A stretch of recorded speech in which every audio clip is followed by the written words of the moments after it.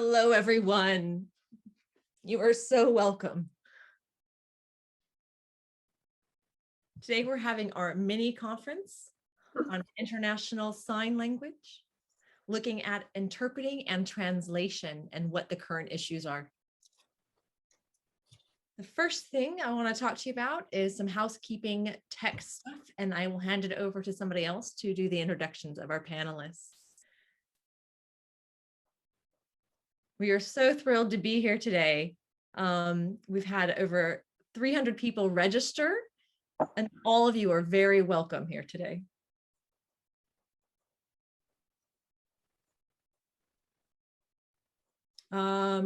Speaking of tech, having a bit of a disconnect here. Let's see if we can fix that. Okay.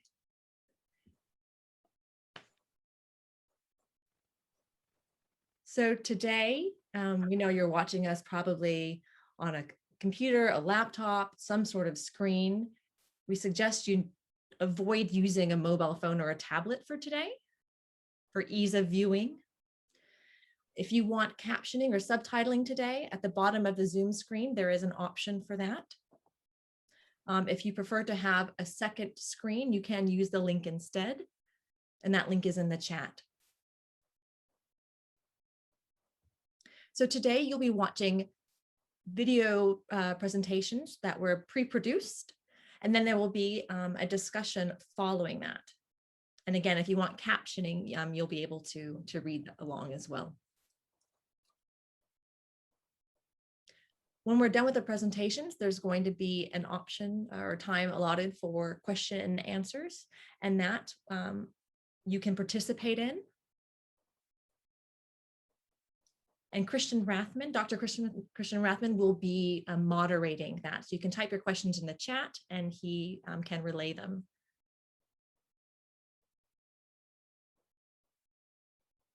We do have a Twitter hashtag if you'd like to tweet about the conference today. So it's the hashtag, the meaning is international sign, and there it is in the chat if you'd like to use it. Now I'd like to hand it over to Svea Loy. Thanks so much. Have a great conference. Hello, everyone. Thank you, Thomas. Oh, it's an absolute pleasure to be here. Okay, so my name is Svea Loy. I'm an interpreter, and I'm also based here at Hubert University, working on the Sign Language Interpreter Training Program. Now, before we move on to the presentation, I'll be introducing each of the speakers.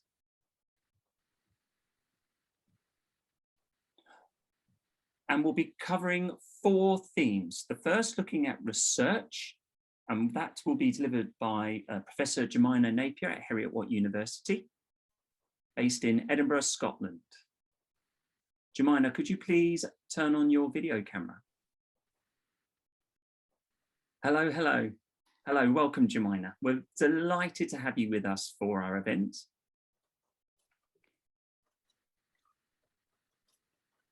Following Jemina,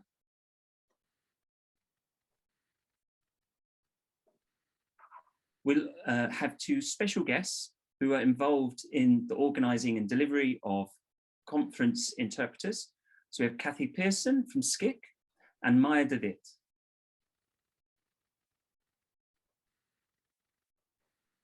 So Kathy, representing the EU, SCIC, and Maya, who is also part of the IEG Sign Language Interpreter Network. She is also doing her PhD at Radboud University in Nijmegen. Welcome to you both.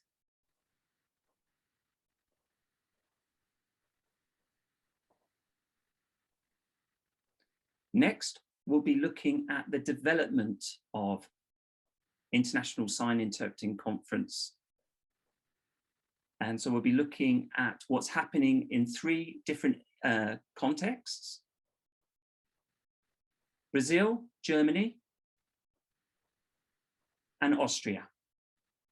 So we have Katia, Lucy.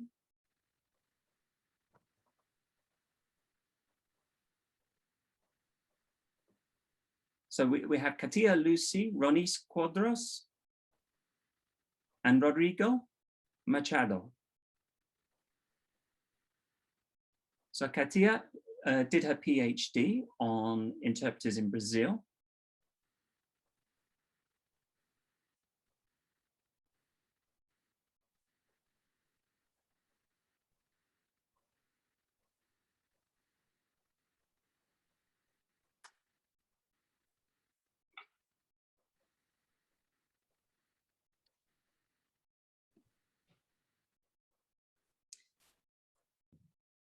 So we have Ronice here as well, who is at the university in Brazil.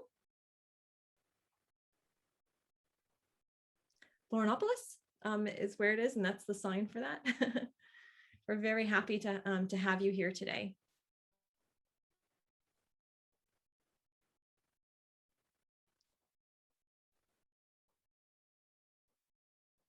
We also have the German and Austria contexts being presented on today. Sandra Schuler will be focused on the Austrian situation for working as an interpreter. Hello, Sandra.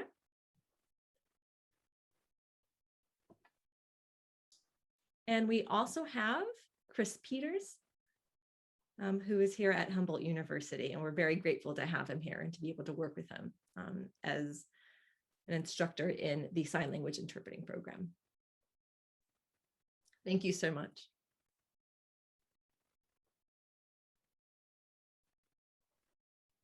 And then finally, our final focus will be EU conference interpreting and the status on how that's going. So for that, we have Marku Jokin, and we have Sophia Izari.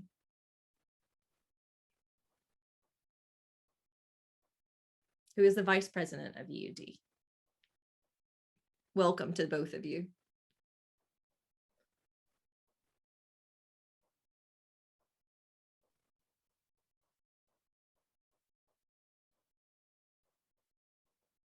So now we'll start with the pre-recorded video presentations.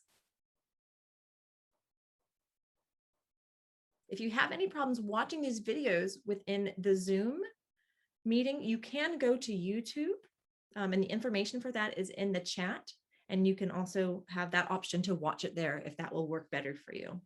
So enjoy the next portion of the presentations. Thank you.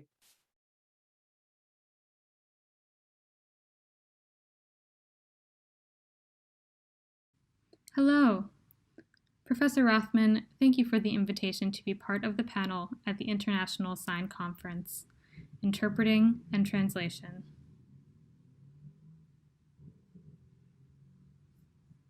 I will present on the state of the art in research to date. Conference interpreting is linked to the discipline of interpreting studies as a research field. The field of interpreting studies has grown significantly and undergone paradigm shifts. Initially, research focused on theories from conference interpreters' experiences, i.e., their personal reflections and considerations from their work at conferences.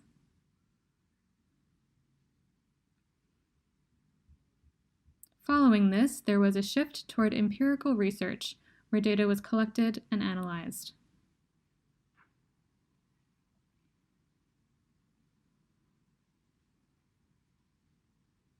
This quantitative approach was completed through experimental research, such as surveys or cognition studies linked to the interpreting process. These methods were based on cognitive and psycholinguistic sciences. Then we moved to a sociolinguistic approach, which was a qualitative research method that investigated the context of interpreting, looking at the interpreter as part of a social exchange. Following this, we saw a transition to a sociological research approach. This method analyzed the thoughts and ideologies of interlocutors as they pertain to interpreting.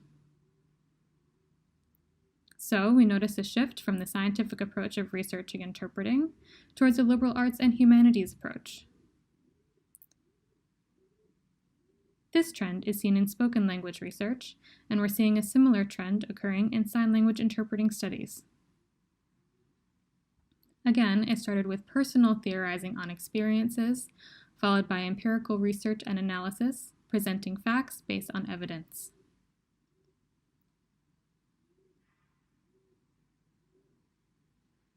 So, I will now delve into sign language interpreting studies, highlighting some of the main approaches to the majority of its research.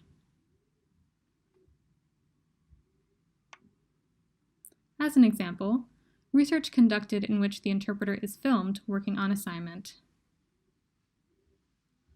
The data is then examined and analyzed. As the data is naturally occurring, it can then be investigated following the discourse analytic approach. Next, we see an ethnographic approach wherein an interpreter is observed working. Alternatively, group or individual interviews may be conducted. Survey research is another method we see in the field. We also see experimental approaches where investigation of interpreters' cognitive processing is conducted by comparing various datasets. Then there is action research that mostly takes place in teaching. The aim is to assess the impact of changes made by various teaching methods. We are now seeing an increased use of the mixed methods approach.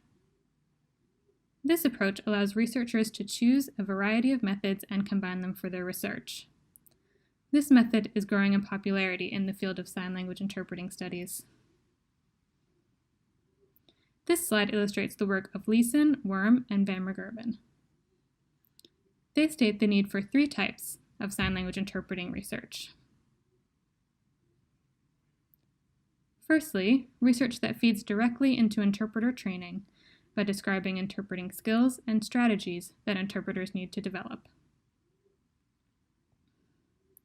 Secondly, we need research that produces technical tools for interpreters, as well as interpreting students, to complement their learning.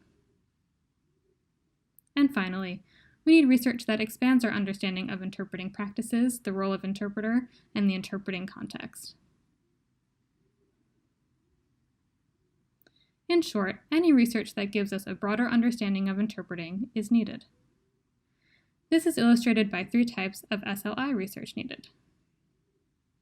So, what research has been conducted to date on international sign interpreting at a conference level? Here, we focus on international sign in conference settings. Overall, research on interpreting IS in these settings is minimal. There is very little done to date. That said, research on international sign interpreting in any setting is sparse. The same shifts in research paradigms as seen in spoken language and sign language research is also found in international sign research. Again, we see that studies began with personal theorizing based on interpreters' experiences. What we've seen more recently is the shift towards empirical research, so data is starting to be collected and analyzed for findings. Then we may see a shift again. For now, I'll show you some examples. From the personal theorizing era, I present quotes from 2 famous IS interpreters. The first quote is from Liz Scott Gibson, and the second from Bill Moody. Both interpreters have documented their extensive IS interpreting experiences with reference to the skills, knowledge, and experience required for IS interpreting at conference settings. Both give in-depth testimonials of their experiences, but no empirical research was collected. What we see now is the emergence of critical personal reflection in interpreting research. Really, a personal reflection examines one's work by looking at one's experiences and feelings. However, for a critical personal reflection, you unpack it further. One example of this is a blog, as you can see on this slide. This blog is co-authored by Andy Carmichael, a practicing hearing IS interpreter, and deaf academic Dr. Marta de Mulder. Both wrote about their experience on working together.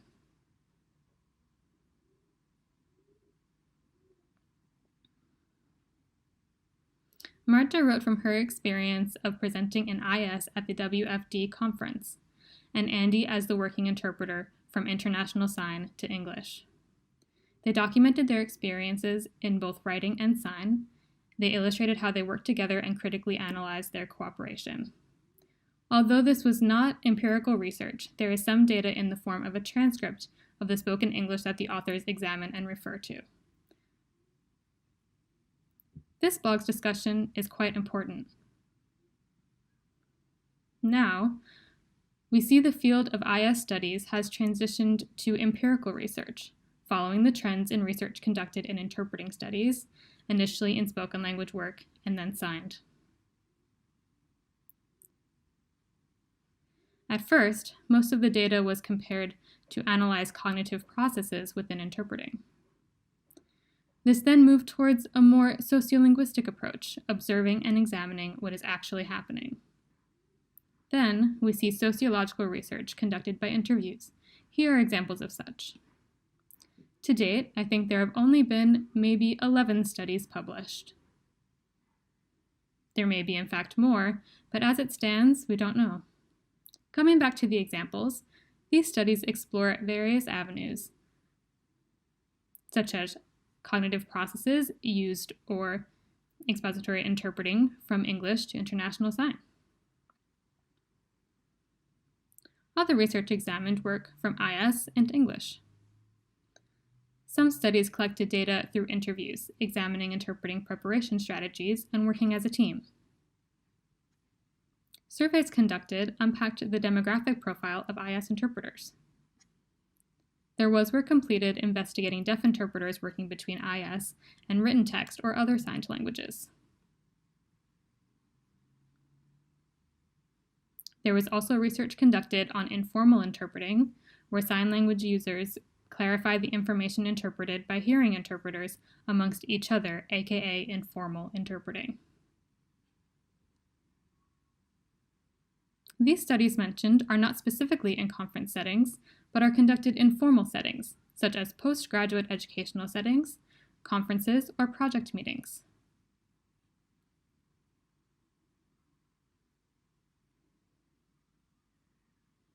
However, all these settings are similar to conference-level interpreting. Yet, it's not enough. The work we have provides little information, research, or evidence of IS interpreting at the conference level. We simply need more research. Coming back to the types of interpreting research that are needed, let's explore what we've gained. Firstly, we just saw there is research that describes the skills and strategies needed for IS work that interpreters must develop, such as understanding IS that is used by deaf sign language users. We can see that the research is beginning, but more work must be done in order to understand the process of interpreting IS at the conference level. Right now, we know relatively little. Secondly, we simply do not have the technical tools that can support interpreters in their work, be they deaf or hearing interpreters or interpreting students.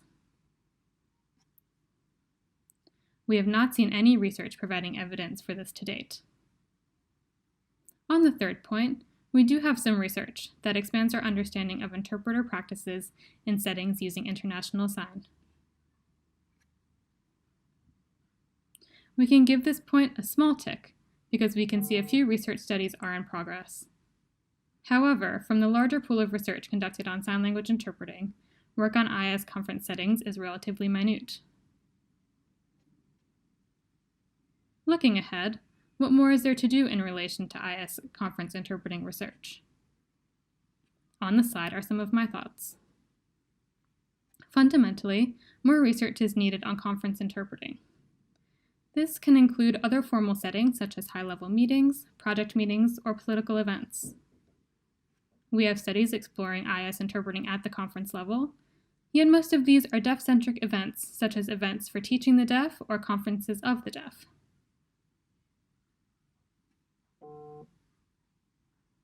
However, there is no research collected on interpreting at the EU or the UN.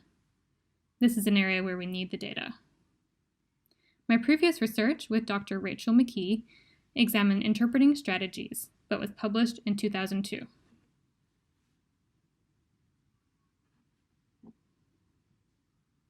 We are now seeing that IS is evolving at speed, and how people present in IS has changed. Do our interpreting strategies need to change accordingly? We need more research on this matter. Next, there has been some work on team interpreting. Maya DeWitt has started research on team interpreting in IS settings. But of course, we need more. How do we work at UN events that are live streamed or on TV? How does one interpret from captions into sign language? How do interpreters prepare? What exactly are the required skills to work as an IS interpreter, be they hearing or deaf? What assessment tools can be used in testing? How do we certify IS interpreters? What about power structures and intersectionality?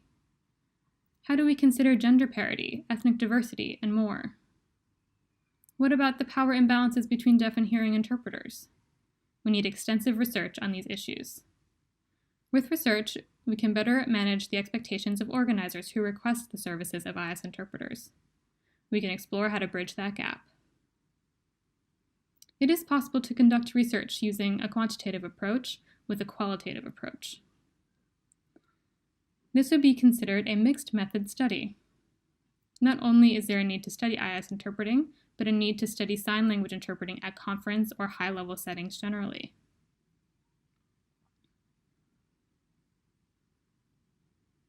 As we've seen, there is little work so far. There is much more research yet to be done in both sign language and IS conference interpreting. I hope to see the field grow in the next few years.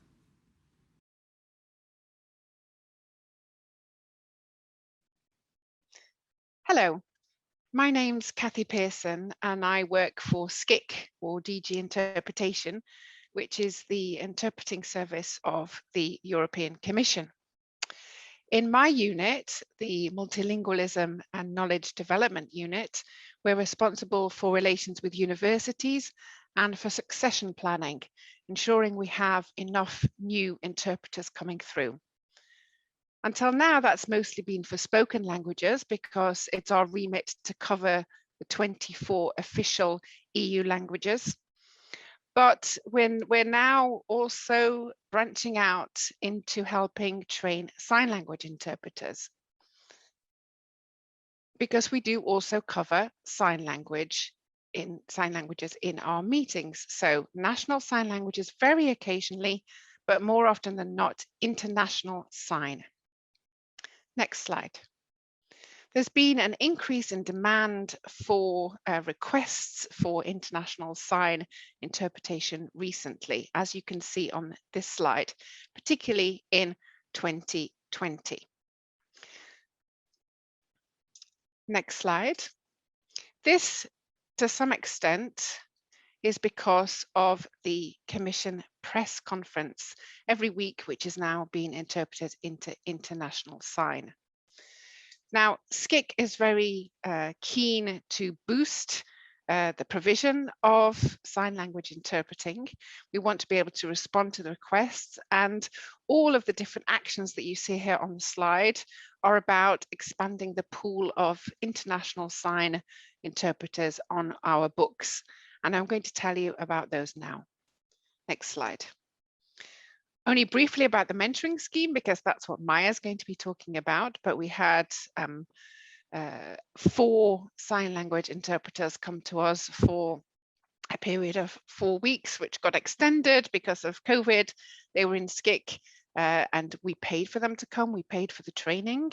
And then some of it was done online, as you'll hear about in due course. So the mentoring scheme, which we hope to be able to reproduce and to do a second time, if not this year, then next year. Another thing we're doing is putting international sign speeches in the speech repository. The speech repository is a database of speeches, and we now have over 50 speeches in international sign, and national sign languages are coming soon. But again, the majority of speeches in there are spoken language speeches in all of the EU languages, as well as others as well, Arabic and Chinese. We also have a grants program where we give funding to universities.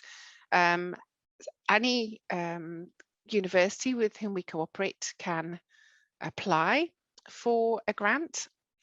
At the moment, it's Heriot Watt that has the grant. They're organising an international sign booster this summer and developing a curriculum, because we need good graduates coming out of the programs interpreting sign language conference interpreters. We also have the Knowledge Centre on Interpretation, where you can find lots of information about interpreting in general, but there's also dedicated pages on sign language interpreting, both for conferences and for public service interpreting. So our aim and what we want to see happening in the future is that we want to encourage synergies between conference interpreting courses for spoken languages and those for signed languages. But we want those synergies and that togetherness to be taken into the workplace as well. So we want to create a real sense of belonging for our international sign interpreters. They need to have good contact with the head of booth, and we need to make sure that we have proper quality control in place, like we do for spoken languages. So SCIC is doing all of these different things because it wants to be able to meet the demand. It wants to help increase demand, but it also needs to be able to meet that demand. So we need more people, but we also need really good people. We need the quality. Quality has always been the watchword of SCIC, and that needs to be true for sign language interpretation as much as it is for spoken language interpretation. As I said, we're branching out into helping train sign language interpreters with our mentoring scheme, with our grants program, with the speech repository, to help with curriculum design, to increase the professionalization, but above all, to raise awareness and to safeguard accessibility, because the Commission has a strategy in place to help for accessibility, and SCIC is contributing to that with its programs for sign language interpretation. I'm happy to answer any questions after all the speeches have been done, but for now I'll hand over to Maya.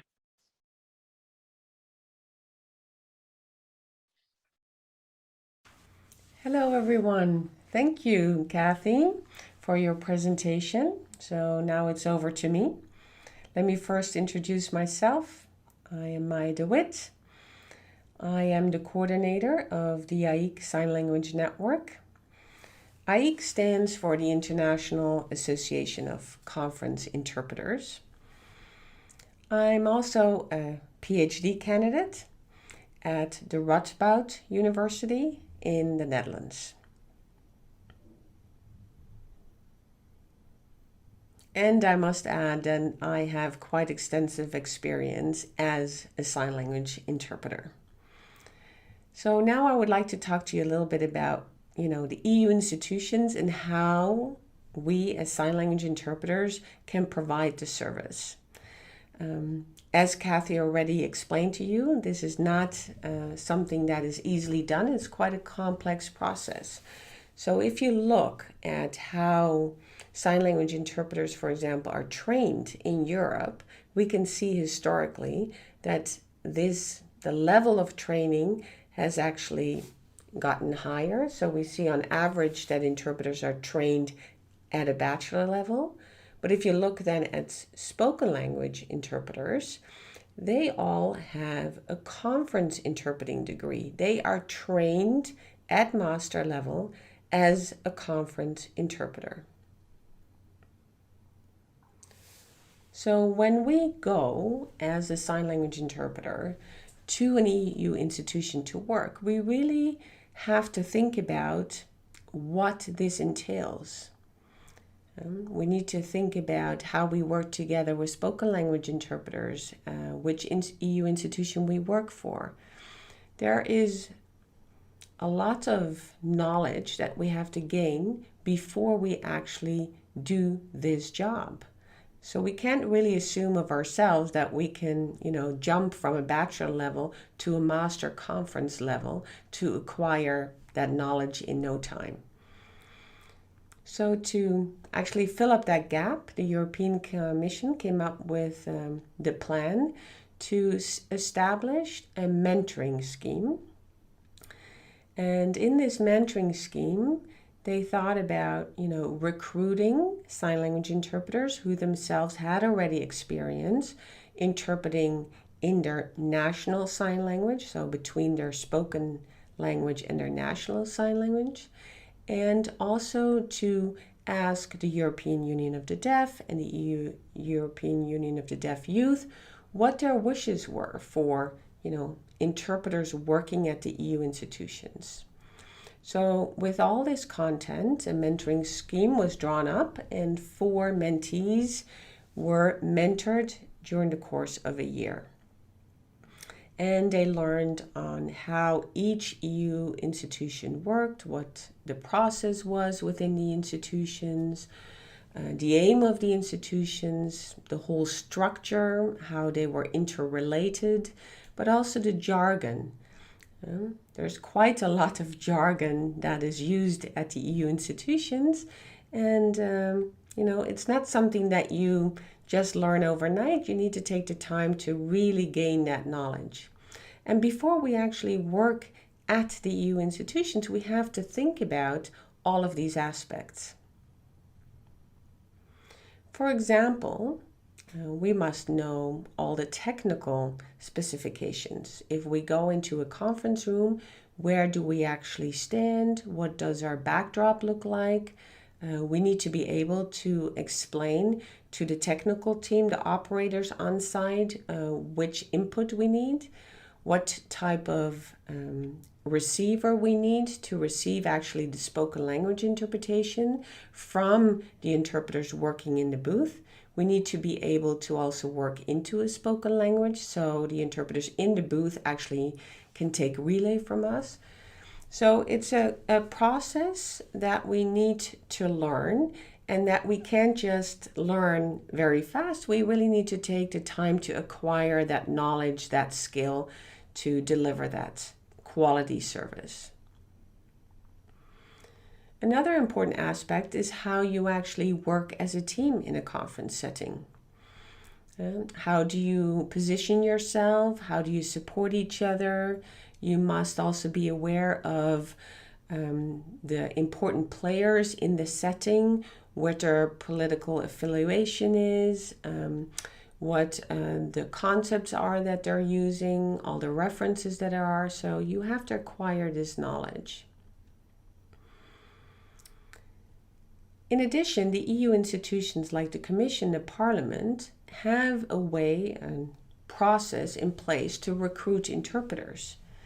We might think, a job is offered and we go accept it, but there are very strict rules in place at the Parliament and at the Commission on how you're actually recruited as an interpreter, And so you need to know how to go through that process to actually accept an assignment when this is offered. So before you ever go and work at an EU institution, check out with deaf people who actually work in those settings, who are, maybe involved in the political arena or another aspect of the EU work, and ask them what they're looking for, what their experience is, but also what and how the EU institutions work. And talk to sign language interpreters who do have that experience in place and working at the EU institution. And, if you would ever be approached as an interpreter to work at the EU institution, consider all the aspects. What languages are requested? Which EU setting will you be working in? And then you will be able to actually deliver the service. And keep in mind that we're representing different communities. We represent the signing community, we present our profession, but we also deliver the service for the EU institutions. Thank you again for your attention. If you have any questions, let me know or send me an email. Thank you. Bye-bye.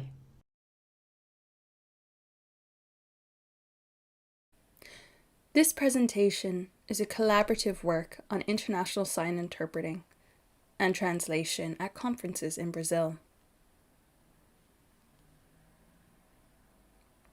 Pinheiro, in 2020, conducted research on the relationships between policy language, sign language, and interpreting and translation for the deaf.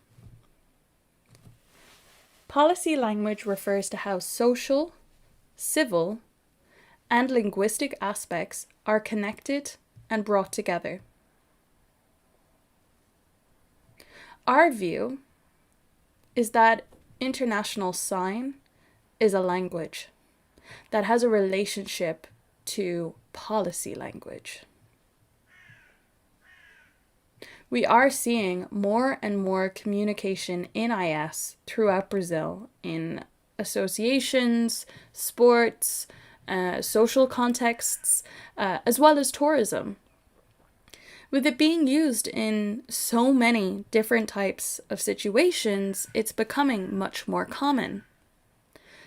Some time ago, it was established as a professional IS interpreting and translation service for international conferences. Now we see the need to define what professional IS interpreting and translation consists of. There are several types of interpreting that take place in conference settings. One type is platform interpreting, where there is an interpreter on stage with the presenter facing the audience. Off the platform, another interpreter is facing them who is providing feedback and supporting the working interpreter. Smaller workshops, meetings, and trainings also require sign language interpretation and translation. Let me explain what I mean by translation. Written text is translated into sign language and captured on video for dissemination. This could be on social media, websites, and other outlets which are connected to the conference or event. In addition, people are unfamiliar with IS, may ask for translations of their talk. They send us a text in Libras and request that it is translated into IS. We provide the translation and they then send it on to the conference committee. Once it is approved, they attend the conference and make their presentation. That gives you a general picture of what IS conference interpreting and translation entails. There is a record of IS interpreters at conferences starting in 2006. The first conference was for deaf youth from southern Brazil. People came from all over and interpretation was offered in IS. The year 2010 had a massive impact on how the profession is recognized. Brazil hosted the Deaf Academics Conference, which brought people from all over the globe. At this event, a team of deaf interpreters worked between IS and Libras. This was an important moment for us in terms of the respect of this type of work. From 2006 until 2019, there were 36 conferences with IS interpretation in Brazil. The 36 conferences have covered a wide range of topics, such as academic research, human rights, culture and art, associations, youth events, climate change, and many more. Interpreting services are usually coordinated by hearing individuals. Only one conference used a deaf person to coordinate the interpreting services. Dr. Rothman has shared the importance of deaf and hearing professionals working together to coordinate conference interpreting work. So far, we have looked at professional conference interpreters and translators working in IS. There are so many other settings where professional IS interpreters and translators work. For example, situations involving the police, perhaps maybe for a visa application, or in legal settings, medical appointments, art and theater, sports, and so on. IS interpreters and translators work in all of these contexts. Brazil has passed a sign language law. This means university students are able to get a degree in interpretation and translation between Libras and Portuguese.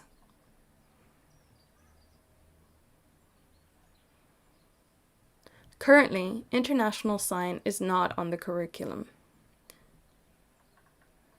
And yet, due to the conferences I mentioned, we have experienced IS interpreters and translators. The deaf community and interpreting agencies acknowledge the experience of the IS practitioners, even though they do not have an interpreting and translation degree.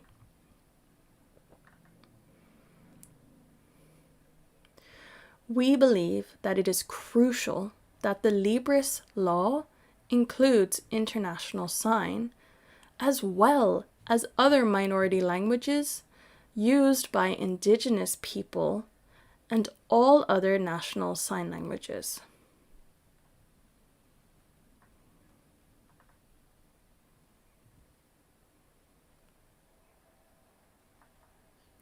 I'll also explain how Brazilian tactile sign language fits in here.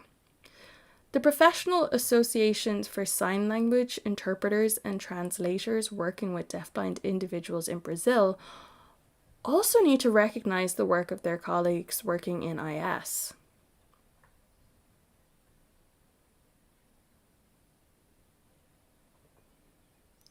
In today's world, things change very rapidly due to technology and the speed of communication, and this has had direct impact on International Sign. Here in Brazil, we have seen a steady increase of professional International Sign interpreters and translators. It used to be that some interpreters and translators volunteered to work at conferences and some were paid. But at that time, there were not many professionals working with IS. Over time, that has changed, and now they are being paid on par with other interpreters. We want to see the policies and policy language come together to show support for the development and advancement of the professional IS interpreters and translators. The three of us hope to see International Sign added to the curriculum of our professional interpreter and translator training degrees here in Brazil. This concludes the presentation. Please feel free to ask us any questions. We are grateful for your attention today. Thank you for watching.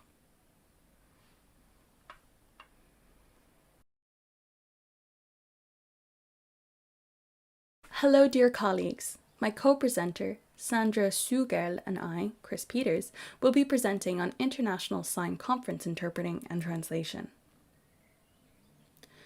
In particular, we will focus on the emergence and professionalization in Austria and Germany. So how does one become certified as an interpreter in Germany and Austria? Of course, there are certain skill sets, expertise, and criteria that interpreters must meet in order to receive their official qualification in International Sign Interpreter.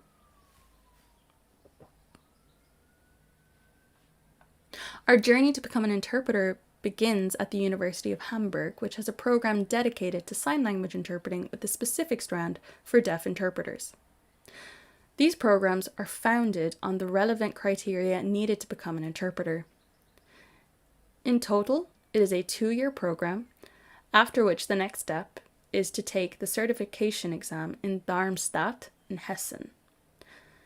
At Darmstadt, they conduct interpreting certification between a multitude of languages, such as between written German, various signed languages, and international sign. On the basis of the results of my exam, I was awarded my certification for international sign interpreting from Darmstadt. In fact, both Sandra and I are certified international sign interpreters recognized by the German federal government. On receipt of our certification, we wanted to attain full membership to our respective interpreting associations. In Germany, the BGSD, and in Austria, UGSDV. These associations have certain benchmarks that must be adhered to in order to become a member, such as the examination and certification from Darmstadt. Both BGSD and UGSDV are members of European Interpreting Association, EFSLE. As mentioned, Sandra and I are members of our national associations. The University of Salzburg, Austria, is more recently established, and I have frequently been a guest lecturer on issues pertaining to deaf interpreters. Sandra, too, has regularly lectured on similar subject matter. I'll now hand over to Sandra, who will outline the work settings for deaf interpreters. Deaf interpreters and translators can work in an array of different settings. I'll draw your attention to the top 2 bullet points on the slide. These 2 are predominantly face-to-face interaction and interpretation. Community interpreting covers a range of settings wherein interpreters are working with international sign. In terms of conference interpreting, deaf interpreters can work from captioning into international sign, or alternatively, they can team with a hearing interpreter to facilitate the interpretation into international sign. The 3rd point on the slide refers to interpreting and translation in media settings. For this domain of work, much equipment is needed, such as camera, proper lighting, backdrop, captioning systems, and so on. It is important, at this point, to make the distinction between interpreting and translating. For interpreting, materials are sent and expected back to the client in a short space of time. You must upload the text, as in to the captioning system, to then work into sign language in one take before sending it to the client. When it comes to interpreting, time is short. You have to prep and complete the task quickly. In terms of translation, you have plenty of time. You receive materials with a generous deadline. This allows the translator to study and mark up the text for the best possible translation into sign language. There is plenty of time to experiment, analyze, quality check, ensuring you're satisfied before sending it back to the client. That's the distinction between translation versus interpreting. The final 4 bullet points in the slide refer to remote work interpreting at a distance from home. There are instances in community settings when interpreting can take place via video communication with international sign. As I mentioned, whilst talking about media interpreting and translating, you can be given materials to pre-record in a short space of time, which the client then uses at their conference. There are settings wherein the interpreter works from captioning into sign, or alternatively, they work as part of a team from whom they get the source text to interpret into international sign live. This list is not exhaustive by any means. Interpreters work in a range of settings, from grassroots to the international stage, such as the United Nations, European institutions, and many international level organizations. We can work in a matter of settings. From the photos, you can see the numerous settings both Sandra and I have interpreted in. We have worked at the international, European, and national level. You can see on the top right, Sandra working at the United Nations. To the top left and bottom left are photos of me working at the European level. This photo to my left is an international level conference on linguistics. To my left is an example of my work at a Pride event on a national level. Below that, Sandra is working at the Eurovision Song Contest at a European level. As you can see from these photos, we interpret at a range of events, both in person and online. Any image with an interpreter in a box are examples of us working online at various events. At these events, we can work from speech to text, which is then recorded for later use, as you can see from the image on my left. Equally, as is the case in this example, we can work from feed interpreters.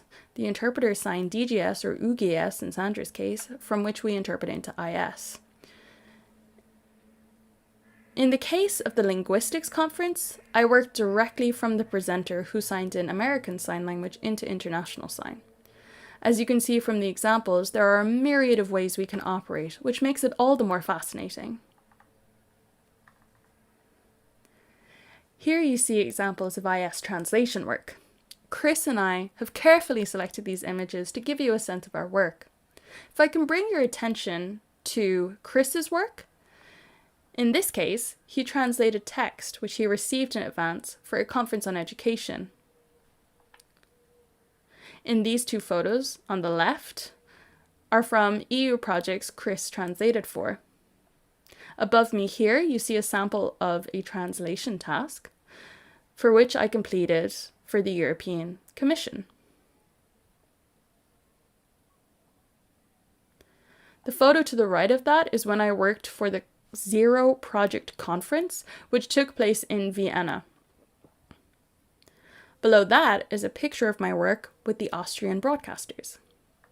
They have a children's TV program that I translate with a team for maximum quality output for a national audience. It is important to highlight the necessary elements to ensure that we can work to the best of our capacity, such as high quality live captioning, quality assurance checks with language experts to maximize translation output. With these elements, we can work efficiently towards the best possible translation. I'll now hand it back to Chris. We hope that you've now got a better understanding of how and where we operate as professionals from the examples we have provided. As mentioned previously, there are essential aspects that must be taught that both Sandra and I have learned in order to provide quality work. We've selected one example which enshrines the idea of quality work as it pertains to translation. The DIN, from which ISO 17100 was developed in 2016. There have been previous iterations of the same standard which essentially have the same content. The standard stresses the importance of high-quality professional training for those who wish to become a translator. The training should instruct how to work with a text considering norms and conventions. The standard highlights the 4 eyes principle for quality assurance. A single pair of eyes cannot ensure quality, as we can often miss our own errors or slips. This is why a colleague, a fluent user of the output language, is important as a second pair of eyes. They catch the errors for the original translator to then repair. This maximizes comprehension to the widest possible audiences. Teamwork is an important component of our work. Quality of work is also monitored and maintained via documentation, i.e., the markup of a text, or noting common mistakes made in a translation. In documenting these aspects, the translator can make a comparison across different tasks, find weaknesses in their work, and upskill on those weaker aspects. Equally, if a translator is assigned a task that is similar to one completed in the past, they can check their notes that will inform their translation. This creates a consistency across their work and minimizes any variables. These are enshrined in the DIN that are taught and adhered to. Equally, there are other requirements as prescribed by translators that interpreters must engage with. There are challenges that we face, however, we must consider the future of our profession. Please take a look at the slide.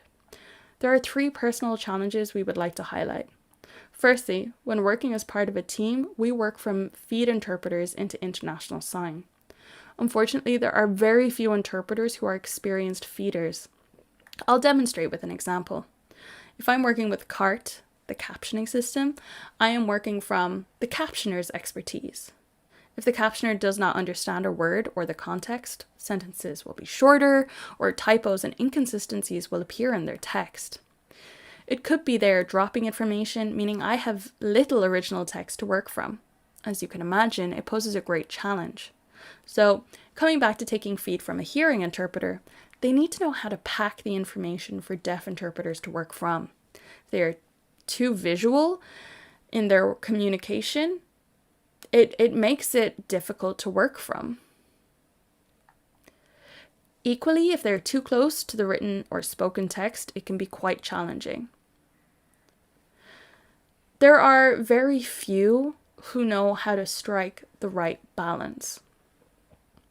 Finding a feeder who has the appropriate skill set and matches the need of a deaf interpreter, it can be incredibly difficult.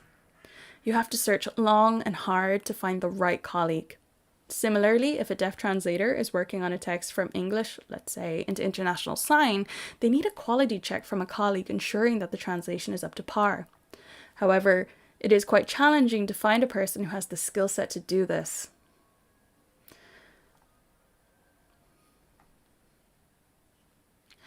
As you'll see next on the slide, there are general challenges that we face. We, as deaf professionals, know our skill set. We provide high-quality translations. However, many clients do not understand the skill set deaf interpreters bring and employ a hearing interpreter for the task.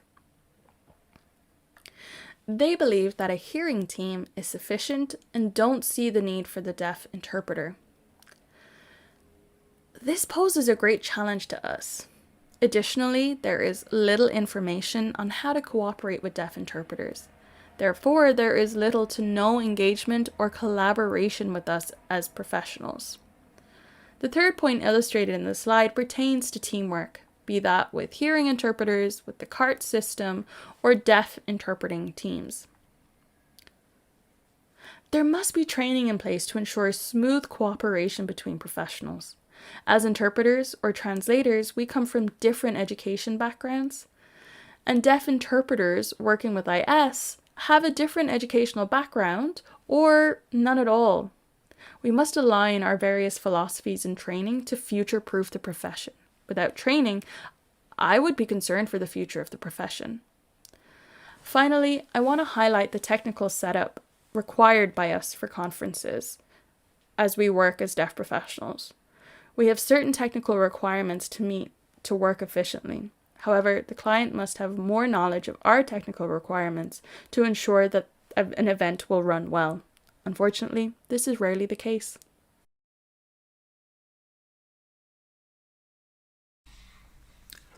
Hello everyone, and thank you for this invitation for Sophia and I to participate in this international panel.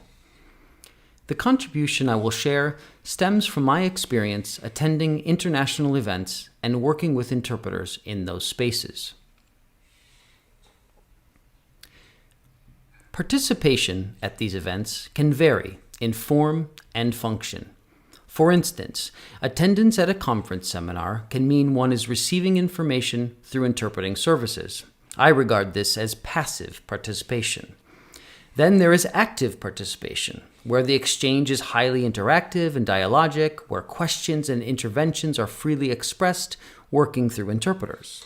At meals, breaks, or in between networking sessions during conferences, they're an ideal time to lobby key people with interpreters. At international meetings of various sizes, there can be a team of interpreters working, in addition to various third parties who primarily are not sign language users. My presentation today will address the topic of working with interpreters while actively participating at international meetings, including lobbying and advocacy. I will pay particular attention to language ability, interpreting techniques, and being familiar with content matter. These are fundamental skills of interpreters working in this space. I would like to spend this time concentrating on the higher level skills and the topic of cooperation strategies. Primarily, Ideal cooperation strategies depend on teamwork. I will expand on what I mean by that. The first element of successful collaboration consists of mutual understanding and clarity. Such understanding develops over time through repeated engagement. From this, a foundation of trust can be established. A lack of trust, on the other hand, often leads to poor outcomes and mismanagement of interpreted interaction. Only through repeated engagement can one develop a working relationship and trust. Identifying and engaging the most appropriate interpreters for each setting is critical and may mean different interpreting teams depending on the objective of a meeting for optimal results. Secondly, with an interpreter, I highly value being able to give and receive signals.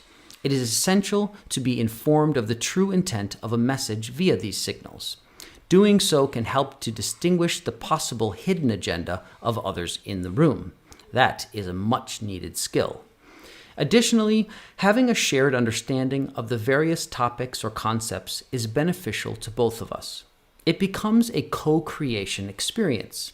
This means operating at a more sophisticated level than simply knowing what the signs are for specific words. This deeper level of understanding is crucial. This leads to my third point of synchronization.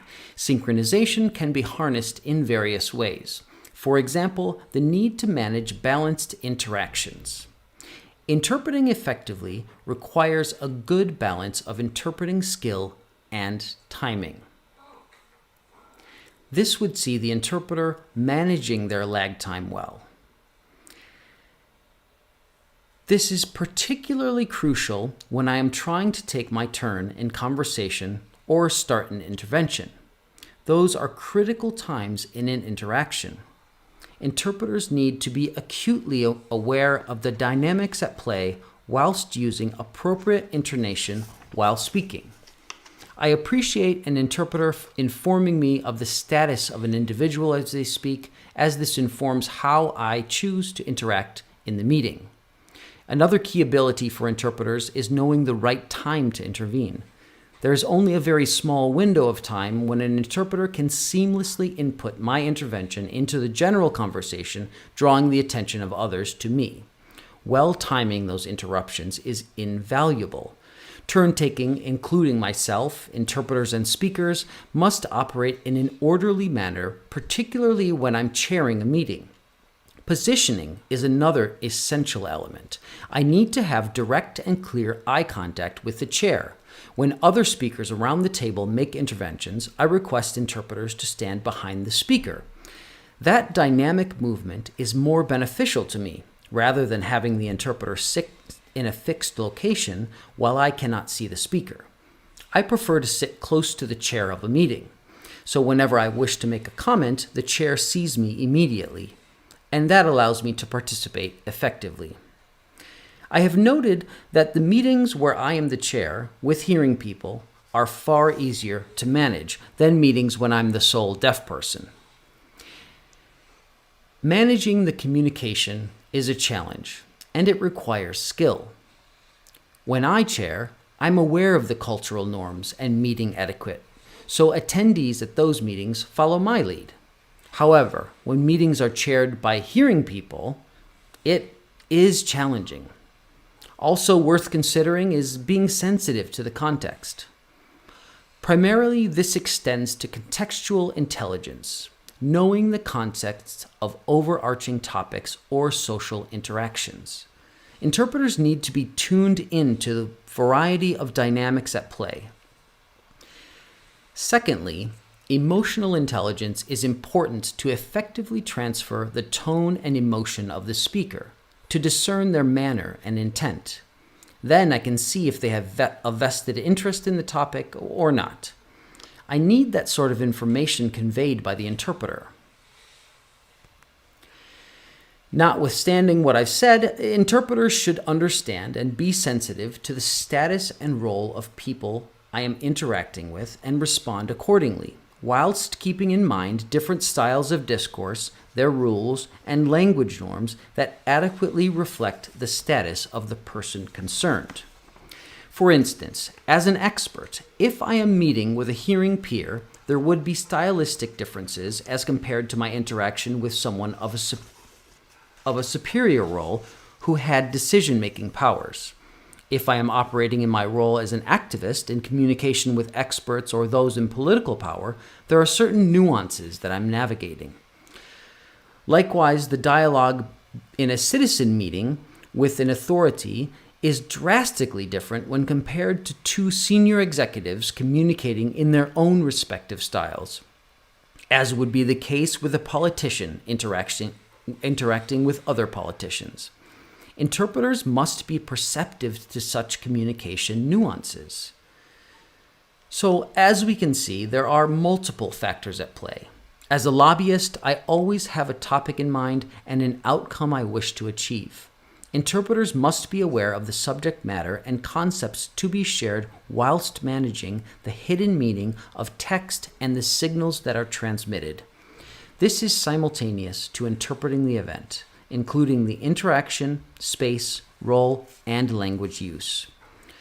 While also being mindful of their power and control, interpreters must coordinate all these moving parts in tandem. This is required to ensure mutual understanding and cooperation. In conclusion, good command of language and strong interpreting skills form the foundation and expectation of what an interpreter brings to their work.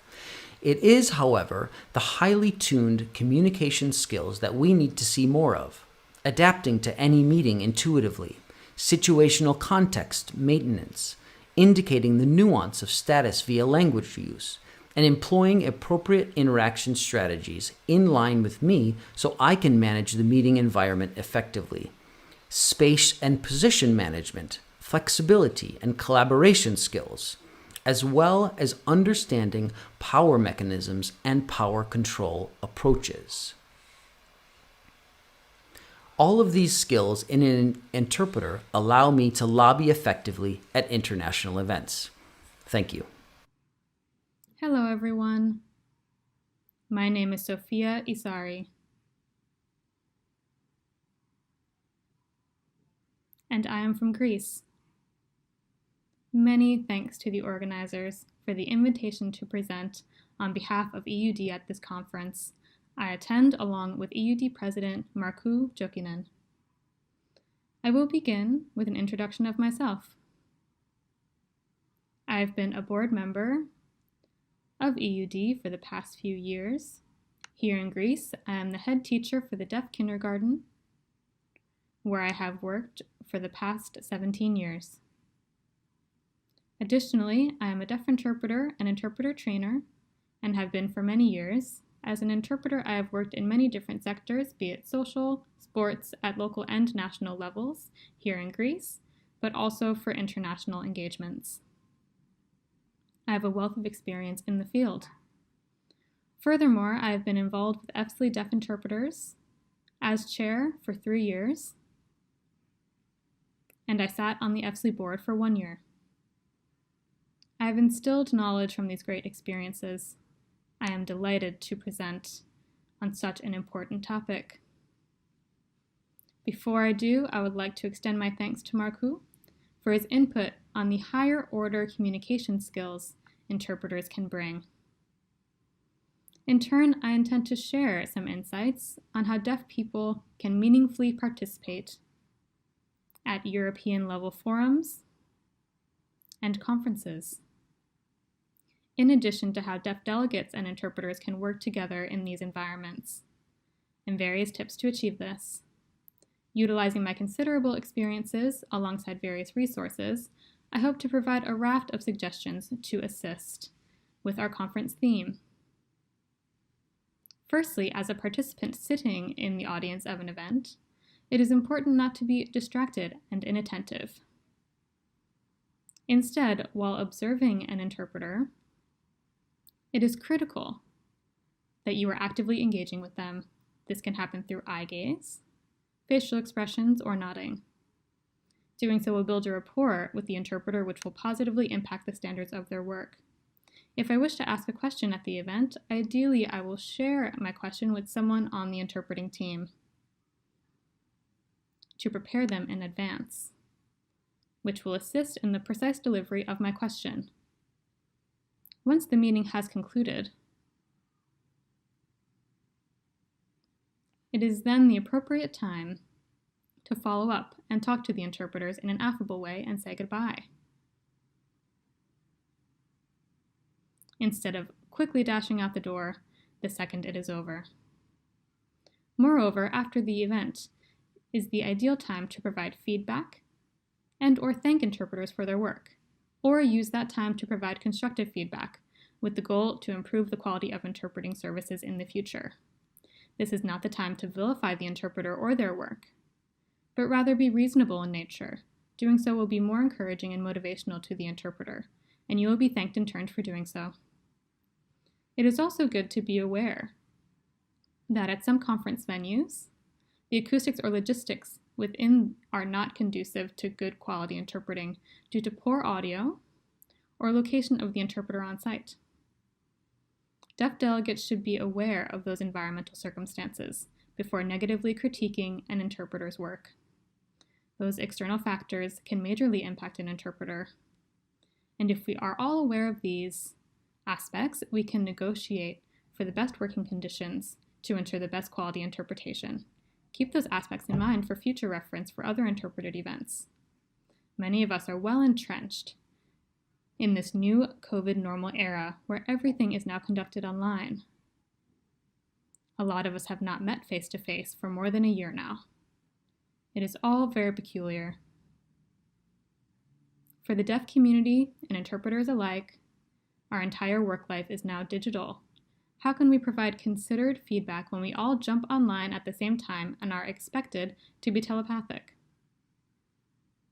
It's exciting in some ways, this new online culture. No doubt it is a challenge, though. With a number of people struggling in this new domain. Critically to keep in mind is that while interpreters have gained professional qualifications through interpreter training programs where they learned about deaf culture and aspects about the community, and so on. One second while I get my notes. Meanwhile, the deaf community also needs training. Otherwise, how can there be a symbiotic relationship between deaf people and interpreters? With education will come less misplaced judgment of interpreters' work. Education is the key to understanding, including some of the topics I have covered here today. Deaf delegates need to be aware of such things. At the national and international level, there are varying degrees of quality across different sectors. It is crucial that national associations of the deaf and the national interpreter associations collaborate and work together. For instance, raising awareness in deaf clubs and schools. This way, the deaf community will be educated about the role and expectations of interpreters. This in the future will lead to better understanding between us all. I hope you are all with me on that. I conclude by sincerely thanking you all for your attention on behalf of both Markku Jokinen and I.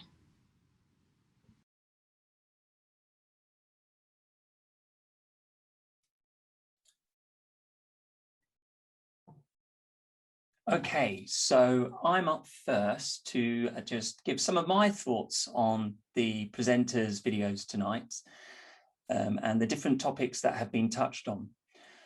And so one particular theme that really caught my attention was the discussion around quality, the quality of the interpreter.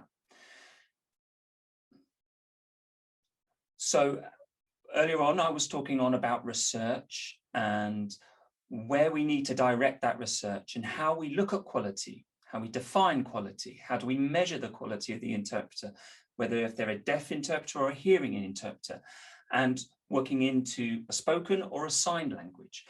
And really, there isn't that much research out there that touches on the quality of the interpreter. And so I see a real opportunity here for research to really explore that and look at that. And then linking that point with Kathy and Maya's video. who explained about the process and the procedures on recruiting interpreters at EU events, whether that be for conferences, and how do we manage and support the development of new interpreters. And again, within their presentation, they talked about quality, how to develop and support interpreters so that we can expand the pool that we can call, so that the supply can meet the demand. And again, the theme quality. So how do we look at that? How do we define and understand? So within conference settings, interpreters who are able to provide interpretation into a spoken language, or then within meetings, how do we manage and deal with those situations where there's much more turn taking involved and coordinating of the different people involved in that meeting. And then there's this cycle. So research, looking at what quality is, then interpreters, suppliers or providers thinking about how they find and define quality. And then we have to think about training. And also professionals, practitioners thinking about the quality of their own work. So this whole cycle needs to feed back into each of the stages. And at the heart of all of this is quality. So thank you very much. Over to Kathy and Maya.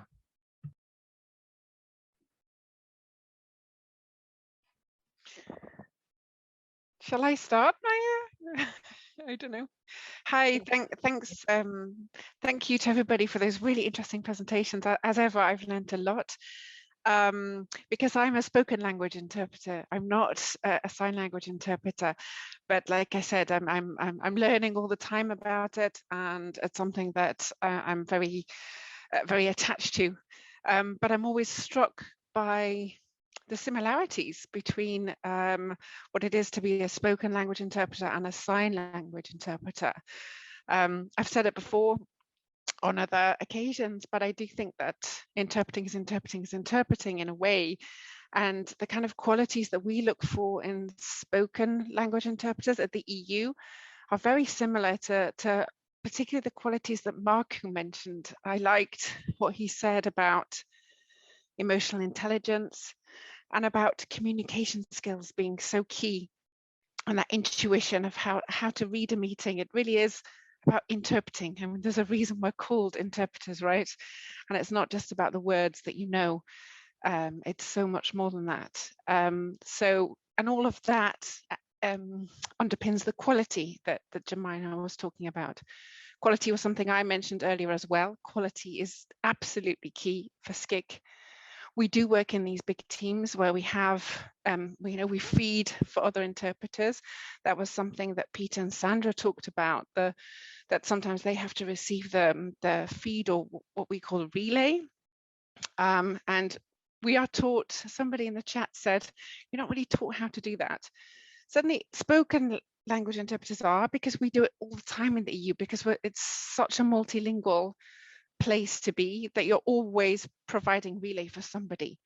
Okay, most of the time it's other spoken language interpreters, but obviously also for sign language interpreters as well. And we really do want to see more deaf interpreters working for us, and in the next version of our mentoring scheme, that's certainly something that we're going to be looking at. We would really like to get applications from deaf interpreters as well. So if there are any of you out there who are interested in working, and you can see how many opportunities there are for working with international sign, then apply, look out for it, because we are going to be running that again. Thank you. Thank you, Kathy. We talked about the issue of quality, and I want to link that to the idea of diversity. And we really need to also consider that international sign is not the same globally, that EU has its own brand, its own flavor. And so we need to reflect those various regions and types of IS in the pool of IS interpreters that are available, because the service and the understanding and the usage of it is not the same internationally. And when somebody offers you an option to work, you need to ask yourself, am I the right person for this assignment? Can I provide the brand of IS that's needed in that particular situation? I wanted to also talk about the idea of teaming and how important it is to work with your colleagues, to prepare before the assignment, possibly 1 or 2 hours. You go to the location of the assignment beforehand, and you give yourself time to get a schema and a context for where you're going to be working in that time, and your colleagues are there with you and you're able to collaborate. You can see the people in the room, and all those types of things. And it's really important to, that whole process has been really important to our work as interpreters, whether or not the interpreters are deaf or hearing, right? It's good to have representation for the entire community, the global community. Thank you.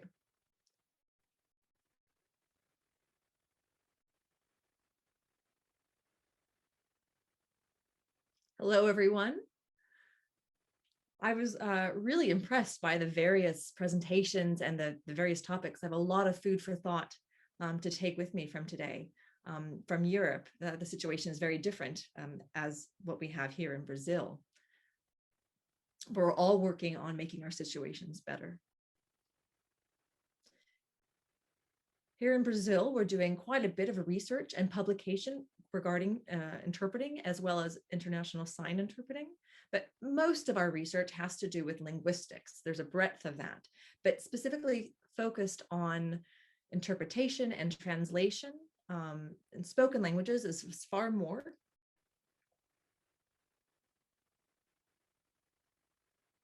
But looking at international sign interpretation, we don't have a lot. The majority of it is on Libras and spoken Portuguese. So as we get more experience and more comfortable, we'll be able to expand the breadth of the research that we're doing, including international sign. But the community here is very open and happy to have international sign as a language, a communication system that gets used in this community. And we're hoping to see a lot more research, perhaps even a corpus study, looking at how we can professionalize international sign interpreting and where the accountability is for that. And embarking on that process is not going to be an easy one. It'll be incredibly complex. There's many different things that need to be considered. So many things that need to be considered in that professionalization. And we will get there eventually. But we very much want to see an international network coming together to support that mission, whether it's in Africa or Asia, South America, all globally, we need to come together to look at this concept, because it supports the global deaf community. The global deaf community benefits from this. Renice? I very much enjoyed the different presentations today and the different perspectives. And so for me, I thought it was interesting about the empirical research, the need for empirical research, then moving on to the issue of training interpreters, and also expanding research as well, and how they're all interconnected, really. You cannot separate one from the other. And in Brazil, from what I've seen, the development of the international interpreting community here, the international interpreting profession, it is growing, but at the same time, so is research on this particular field. There isn't much, but we are working on this. And to tie the different angles or the different perspectives, so experience, training, and research, I think it's important that we keep the three together. In Brazil, Research, I agree, we need to have more on international interpreting and translation, and that will support the development.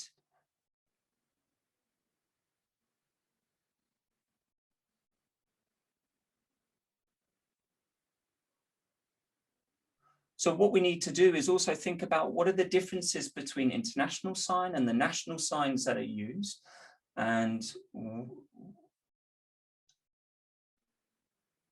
whether or not we define international sign as a language. I think there's more research there to look at how international sign is used in comparison to a national sign language. Okay, so over to the next presenters. Thank you.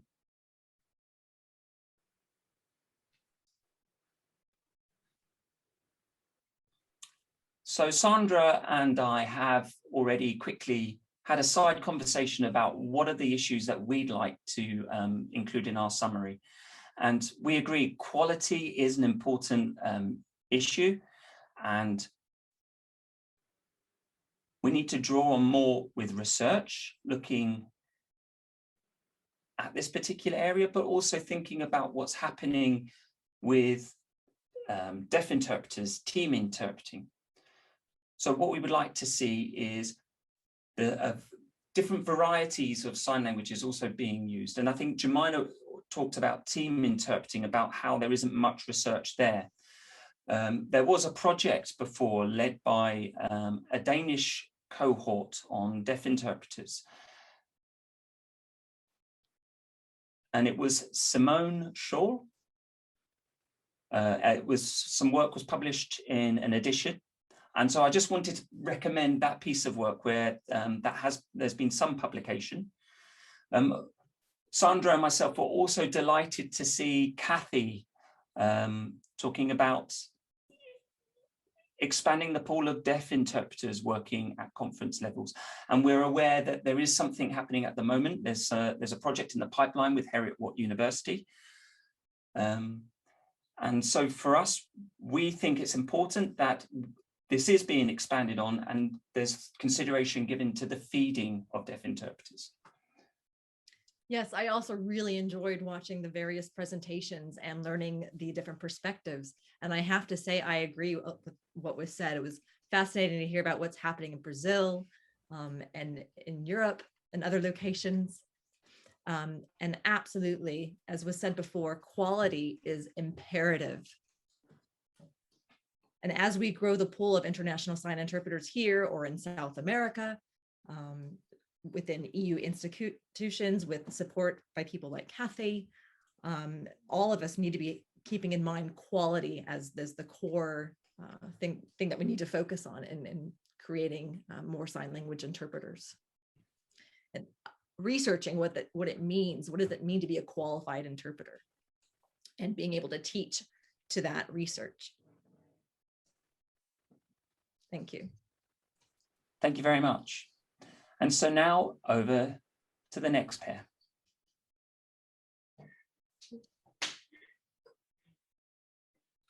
Sophia, would you like to go first? Please, Sophia, you go first. Sure. I'll try and keep my intervention brief. I also really enjoyed seeing all the various presentations, which were mostly focused on interpretation. We had a different angle, we have a different stake in this conversation. But absolutely, quality is a big concern. And I think it's not important to emphasize whether or not an interpreter can hear or not hear. We need to talk about the languages that they're using and involve more deaf people in the teaching of sign language interpreters so that they understand the nuances and the cultural aspects of the deaf community. And a lot of deaf people don't really understand what interpreting is at a national level or an international level. And certainly a lot of deaf people don't understand what international sign is or international sign interpretation. So I think a lot of education needs to be happening amongst the deaf community. And there's a responsibility there for us to take that on. And I think that we need to manage that and not be managed by interpreters and not manage interpreters.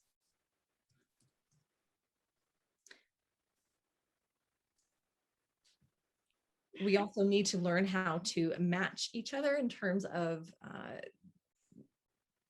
the different genres in which we find ourselves in, and being able to sort of fit in that situation.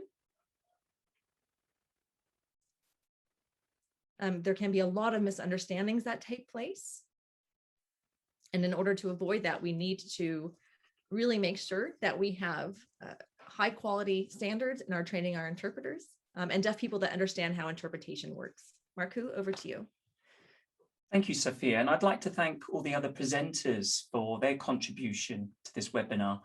And, you know, I do see this as a really important exchange. And I personally feel that everyone raised valid points and important issues. And so if I was to think about how I would summarize or some key messages that I would like to take home.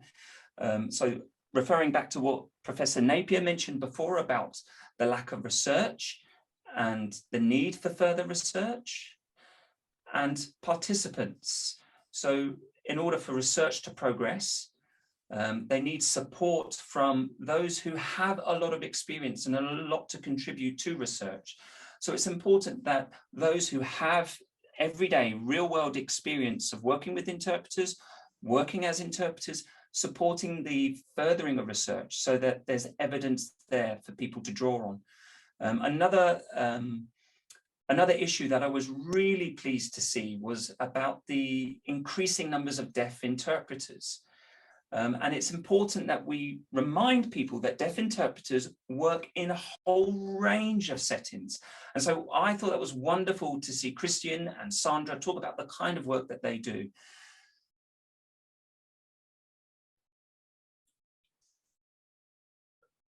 Also now thinking about how we are all in the same boat. We're having to deal with coronavirus and we're living in this virtual world, and we have to think on a global level, how we support everyone on a global level. And then I'd also just finally like to thank Christian for bringing the different stakeholders here to this webinar. So bringing research and those in the field, practitioners, trainers, and users of international sign into one space. I really appreciate the point that Professor Napier was talking about, the need to develop empirical research. And I really appreciate the sociological perspective on interpreting. And thinking about the use of ethnography, rather than just thinking about the output of the interpreter, but thinking about the dynamics of having an interpreter in the room. What I'd now like to talk about is a triangle example. So we've got research, training, and participation.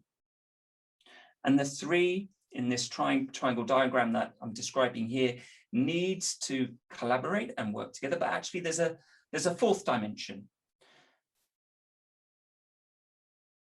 which is the users. So I think it's important that we all need to make sure that each stakeholder keeps in touch with the other, and we need to keep this partnership going and be reminded of the different perspectives. Thank you so much. Thank you.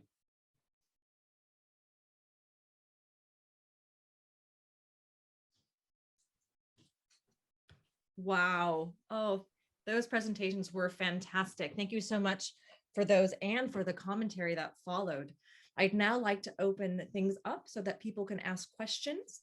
Please feel free to type your questions in the chat box, and we will attribute them to various panel members. So the first question that I see here is by Dr. Annelies Koesters at Heriot-Watt University. She would like to direct her question to Sandra and to Chris Peters.